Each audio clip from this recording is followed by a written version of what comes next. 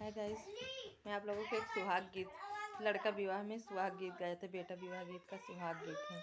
बेटा विवाह गीत गाने के बाद सुहाग गीत होता है ना, वही मैं आप लोगों को सुनाने जा रही हूँ। सोने अंगूठी रुमाल मांगई दुल्हे, सोने अंगूठी रुमाल मांगई दुल्हे, सोने अंगूठी।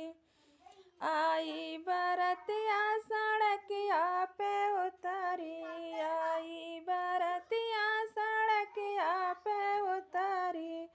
बाग बगैचा के जोड़ मांगई दुल्हे, बागई बगैचा के जोड़ मांगई दुल्हे, सोने अंगूठी रुमाल मांगई दुल्हे, सोने अंगूठी रुमाल मांगई दुल्हे।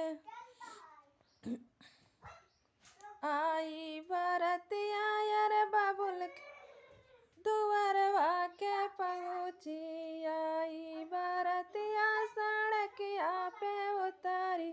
गैया भैंसिया के जोड़ मांगई दुल्हे, गैया भैंसिया के जोड़ मांगई दुल्हे, सोने अंगूठी रुमाल मांगई दुल्हे, सोने अंगूठी रुमाल मांगई दुल्हे।